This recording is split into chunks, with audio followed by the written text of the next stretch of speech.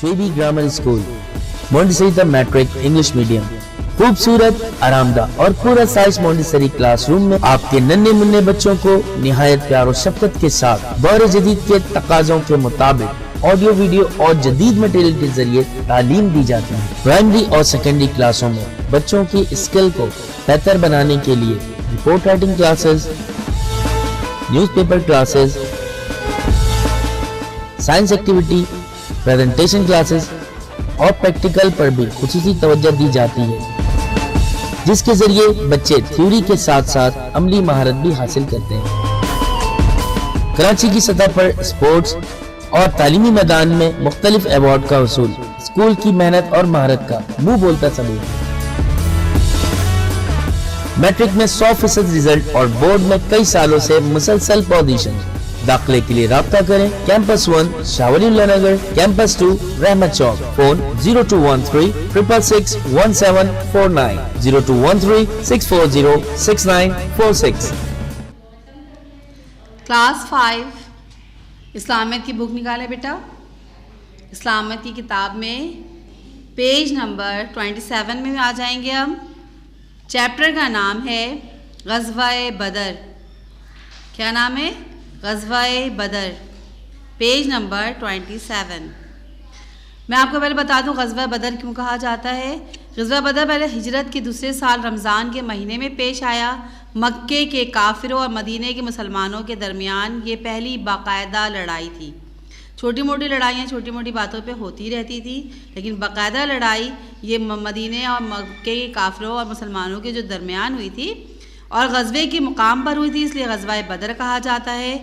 اس میں آپ صلی اللہ علیہ وسلم یعنی کہ خاتم النبیین خود سپہ سالار کی حیثیت سے اس میں شریک ہوئے تھے۔ بدر کے ایک مقام کا نام ہے جو مدینے سے تقریباً 113 کلومیٹر کے فاصلے پر ہے۔ اس جگہ پانی کا ایک کنواں تھا۔ تجارتی قافلہ شام آتے اور جاتے یہاں رکتے تھے، تھوڑی دیر آرام کرتے تھے اور اس کے بعد آگے کو ہجرت کرتے تھے۔ یہ لڑائی اسی مقام پر ہوئی، اس لیے اسے غزوہ بدر کہا جاتا ہے، یعنی کہ بدر کے مقام پر ہوئی تھی اس لیے اس کے بدر کا نام دیا گیا۔ غزوہ بدر کے اسباب کیا تھے؟ غزوہ بدر کے پہلے کئی ایسی باتیں جن کی وجہ سے مسلمانوں اور کافروں میں دشمنی بڑھ گئی تھی، یعنی کہ کافر یہ نہیں چاہتے تھے کہ مسلمان ترقی کرے، اسلام پھیلے جگہ جگہ۔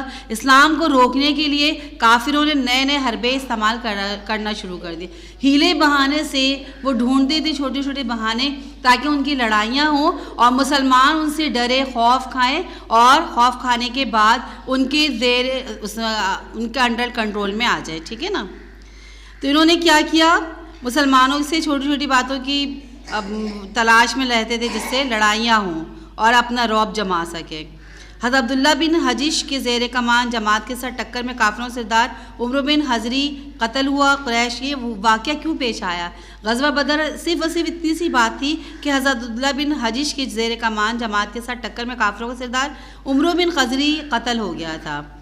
قریش نے اسی بات کو بہانہ بنایا اور بہانہ بنانے کے بعد مسلمانوں کے خلاف کیا کیا؟ کافروں کو بھڑکانا شروع کر دیا اور جنگی تیاریاں شروع کر دی۔ ظاہر سی بات ہے مسلمان تعداد میں بہت کم تھے، اسلام مکمل طور پہ نہیں پھیلا تھا، اسلام پھیل رہا تھا اور کافر جو ہے کافی کثرت کی تعداد میں موجود تھے۔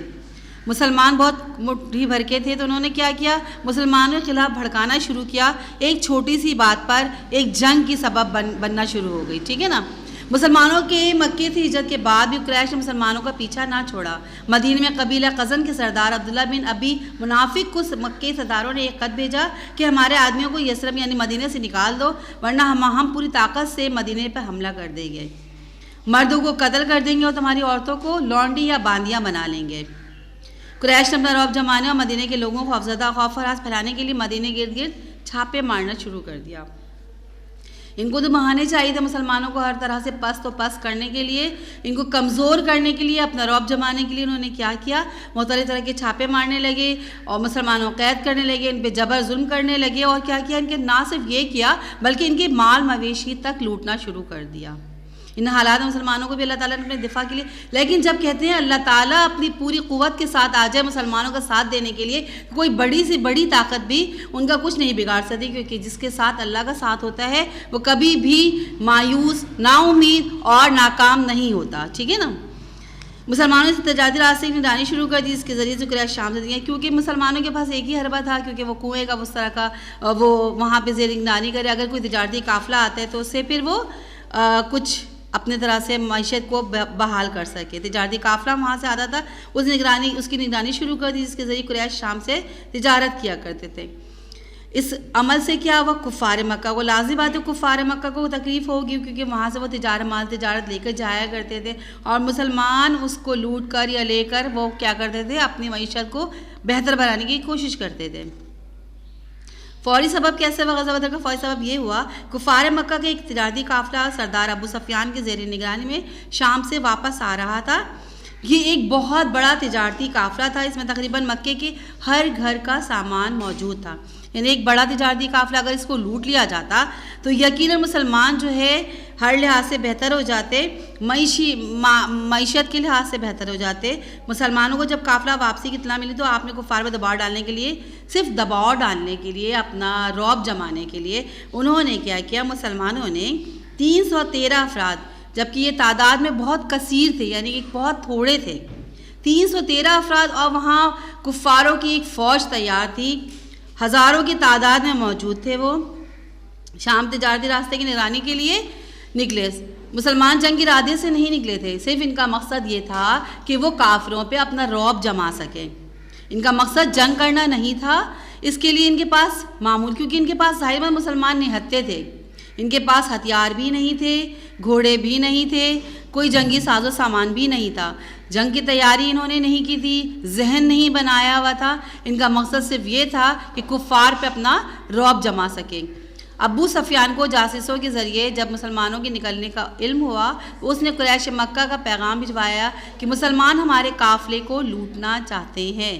یعنی جھوٹ موٹ کی ایک بات، افواہ پھیلائی، پروپیگنڈا جس کو کہتے ہیں، جھوٹ موٹ کا پھیلایا انہوں نے کہ مسلمان ہمارے قافلے کو لوٹنا چاہتے ہیں، فوراً ہماری مدد کو پہنچو.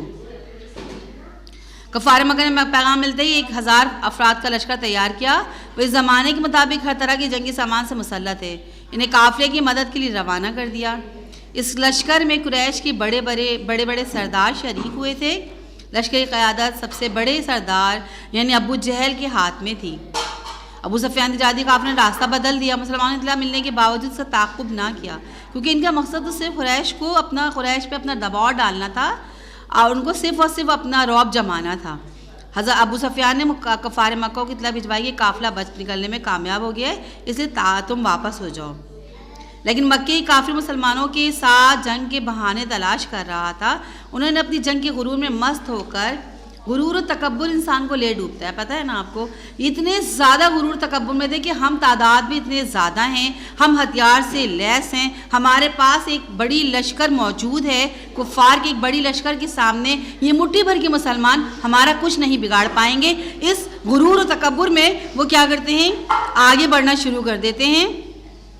انہوں نے کہا کہ آج جنگ کرنا ہے، مسلمانوں پہ دباؤ ڈالنے کے لیے انہوں نے کہا کہ ہم جنگ کریں گے اور یقیناً جیت جائیں گے، کیونکہ ان کے ذہن میں یہ تھا کہ اتنی بڑی فوج کے سامنے مسلمان ہار مان جائے گی.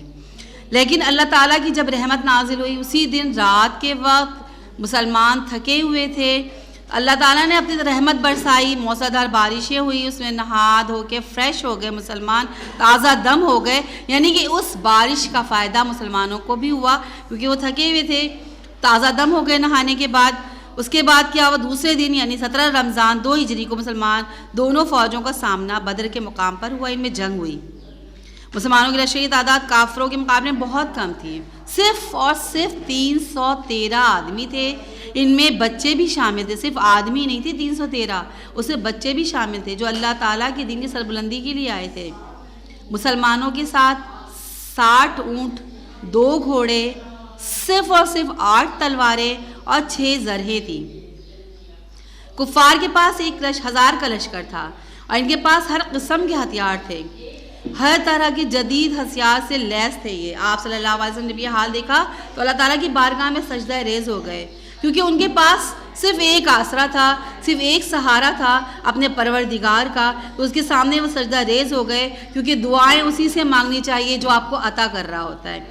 تو عطا کرنے والا جو تھا نا، اس نے اس سے مانگنا شروع کیا۔ حضور صلی اللہ علیہ وسلم نے دیکھا کہ اتنی کثیر، اتنی تھوڑی سی تعداد میں ہم ہیں اور ہمارا جیتنا ناممکن ہے، یقیناً ہمیں شکست ہوگی، تو اس کے لیے انہوں نے کیا، اللہ سے مدد مانگی کہ اے پروردگار، یہ بے سر و سامان جاں باز تیرا نام بلند کرنے یہاں آئے ہیں، اگر یہ مٹھی بھر مسلمان ختم ہو گئے تو پھر دنیا میں کوئی تیرا نام لیوا نہ ہوگا۔ اے اللہ ہمیں ہمت دے اور فتح نصیب فرما اور ہماری مدد فرما، جس کا تو نے ہم سے وعدہ فرمایا ہے۔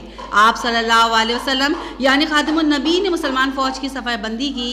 جنگ شروع ہوئی تو سب مسلمان، سب سے پہلے کفار کا سردار ادبا، اس کا بھائی شیبہ اور اس کا لڑکا ولید میدان میں نکلے۔ ان سب کا مقابلہ کرنے کے مسلمانوں کی طرف سے کیا ہوا، حضرت علی نے ولید کا مقابلہ کیا، حضرت حمزہ نے ادبا کا اور حضرت عبیدہ نے شیبہ کا۔ تینوں کافر مارے گئے۔ اس کے بعد جنگ عام ہو گئی۔ اللہ تعالیٰ نے کیا کیا، اپنے فرشتوں کو نازل فرمایا۔ مسلمانوں کی تعداد اتنی کم تھی، یعنی کہ صرف 313 افراد تھے، جس سے بچے بھی شامل تھے۔ تو اللہ تعالیٰ نے فرشتوں کو بھیجا تعداد کو بڑھانے کے لیے۔ جب میدان میں مسلمان اترے تو وہ لگ رہا تھا یہ ایک بڑی فوج لے کر اترے ہیں۔ حضور صلی اللہ علیہ وسلم کے ساتھ جو فوج تھی مسلمانوں کی، وہ ایک بڑی فوج کیوں لگ رہی تھی؟ کیونکہ اللہ تعالیٰ نے غیب سے فرشتوں کو بھیج دیا تھا، اور یہ دیکھ کر کافر حیران تھے کہ یہ تو اتنے سے تھے، یہ اتنے زیادہ کیسے لگ رہے ہیں؟ تو یہ فرشتے ہی تھے جو ان کی مدد کر رہے تھے، وہ ان کے مقابلے میں کھڑے ہو گئے تھے۔ مسلمانوں نے بہادری سے مقابلہ کیا، سے ان کے اندر جوش جذبہ اس بات کا تھا کہ ہم اکیلے نہیں ہیں، ہمارے ساتھ دینے والے، یعنی کہ ہمارے ساتھ دینا اللہ تعالیٰ نے مجھ فرشتوں کو بھیج دیا تھا۔ اس کے علاوہ ایک جوش ہوتا ہے، ایک جذبہ ہوتا ہے کافروں سے لڑنے کا، کہ ہمیں ہر حال میں اگر ہم مر گئے تو کیا ہوگا، شہید ہو جائیں گے، اگر بچ گئے تو غازی، ٹھیک ہے نا۔ اللہ تعالیٰ نے فرشتوں کی مسلمانوں کی غیبی مدد بھی کر دی تھی۔ اسی طرح وہ کیا ہوا، بہادر سے مقابلہ کیا، کافروں کے بڑے بڑے سردار مارے گئے۔ ان ظاہر سے بڑے بڑے سردار جب مر گئے تھے تو ان کا کیا ہوا، کافروں کا کے قدم اکھڑ گئے۔ لازمی بات ہے، وہ کیا ہوا، شکست کا جب دیکھنے لگے شکست کا سامنا کرنا پڑے گا، تو بہت زیادہ وہ گھبرا گئے، اور یہی گھبراہٹ مسلمانوں کے کام آئی، اور انہوں نے کیا کہ 70 کافر مارے گئے اور اتنے ہی قید ہوئے۔ مسلمانوں کے کم نقصان ہوا، صرف 14 مسلمان شہید ہوئے۔ اور اس جنگ میں یعنی جنگ غزوہ بدر میں مسلمانوں کو فتح ہوئی اور کافر میدان چھوڑ کر بھاگ گئے۔ اس جنگ میں صحابہ کرام کی جانب ساری کے بے مثال کارنامے سر انجام دیے، اور ابو جہل کفار کا سردار تھا، اس جنگ کا سپہ سالار بھی تھا۔ وہ 2 بھائی یعنی کہ معاص اور معوذ رضی اللہ تعالیٰ عنہ کے ہاتھوں قتل ہو گیا، یعنی کہ 2 چھوٹے بچوں کے ہاتھ قتل ہونے والا جو شخص تھا وہ ابو جہل ایک بڑا سپہ سالار تھا کافروں کا۔ جب کافر نے دیکھا کہ یہ ہمارا ایک بڑا سپہ سالار یعنی ابو جہل کا ایک نام ہوا کرتا تھا، جب وہ نہیں رہا تو پھر کیا ہوا، ساری کی ساری جو فوج تھی وہ ٹھنڈی پڑ گئی، کیونکہ ان کو پتا تھا کہ اب کچھ نہیں ہونے والا، ٹھیک ہے نا۔ حضرت عوض بن حارث نے جوش جہاد میں ذرہ اتار کر پھینکے، تلوار لے کے دشمن ٹوٹ پڑے اور شہادت حاصل کی۔ حضرت عمر رضی اللہ تعالیٰ نے اپنے کافر ماموں آز بن ہاشم کو قتل کر دیا۔ عائشہ کی تلوار تک ٹوٹ گئی، اس میں حضرت عکاشہ رضی اللہ تعالیٰ عنہ کی تلوار ٹوٹ گئی لڑتے لڑتے، لیکن انہوں نے ہار نہیں مانا، بلکہ تلوار کی جگہ انہوں نے لکڑی کا ایک پھٹا اٹھا لیا اور اس سے لڑائی شروع کر دی، کیونکہ جوش اور جذبہ ضروری نہیں ان کے لیے ہتھیار کا ہونا۔ اگر آپ کے پاس جوش ہے، جذبہ ہے، اور اس بات کا یقین ہے کہ ہماری مدد کرنے والا موجود ہے، تو یقیناً آپ کامیاب ہو جاتے ہیں۔ غزوہ بدر کے نتائج کیا ہوئے؟ مسلمانوں کے لیے تو بہت اچھا ہوا، کیونکہ یہ جنگ مسلمانوں نے جیت لی تھی۔ بہت کم تعداد میں ہونے کے باوجود انہوں نے یہ اپنی فتح یابی حاصل کر لی تھی صرف اللہ کی مدد سے، ٹھیک ہے نا۔ کافروں کے دلوں میں مسلمانوں کو رعب بیٹھ گیا، ظاہر سی بات ہے، اتنی بڑی فوج لے کے بھی وہ ہار جائیں گے، تو کافر یقیناً پسماندہ ہو چکے تھے۔ جنگ لڑ کے دیکھا انہوں نے کہ مسلمانوں سے جنگ جیتنا مشکل ہے اب، ٹھیک ہے نا۔ ان کا غرور خاک میں مل گیا، ان کی طاقت کمزور پڑ گئی، ان کو پتہ چلا کہ مسلمان تعداد میں تھوڑے ہونے کے باوجود طاقتور ہیں۔ اس جنگ کے بعد اسلام خوب پھیلا اور لوگ بڑی تعداد میں مسلمان ہونے لگے۔ یہی وجہ تھی کہ جب اسلام خوب پھلا پھولا، خوب ترقی کیا اسلام نے، لوگ مسلمان ہونا شروع ہو گئے. یہ جنگ بدر تھا، اس میں اللہ تعالیٰ نے اپنی سربلندی کے لیے، اپنے نام لیوا لوگوں کی بلندی کے لیے انہوں نے کیا کیا، ان کی مدد کی اور اسلام کو پھیلانے میں ساتھ دیا، اس لیے کہ وہ خود اللہ کے نام لیوا تھے. مسلمانوں کے حوصلے بلند ہوئے اور انہوں نے اپنی آنکھوں سے دیکھ لیا کہ وہ اللہ تعالیٰ کے لیے لڑیں گے تو اللہ تعالیٰ ان کی مدد ضرور کرے گا، کیونکہ ہار جیت مسلمان جنگ اور فوج کی تعداد سے نہیں بلکہ ایمان کی قوت سے ہی ہے. مسلمان نے جنگی قیدیوں سے اچھا سلوک کیا، ان پر بہت اچھا اثر ہوا، واپس جا کر انہوں نے اسلام اور مسلمانوں کی تعریفیں کی. جنگ میں کافروں کے جو جنگی سامان مسلمانوں کے ہاتھ آیا تو اس سے کی فوجی طاقت بڑھ گئی. اور غزوہ بدر سے ہمیں سبق ملتا ہے کہ بچہ ہو یا بڑا، یعنی معاذ اور معوذ دو چھوٹے بچے تھے جن کے ہاتھوں ابو جہل کا قتل ہوا تھا.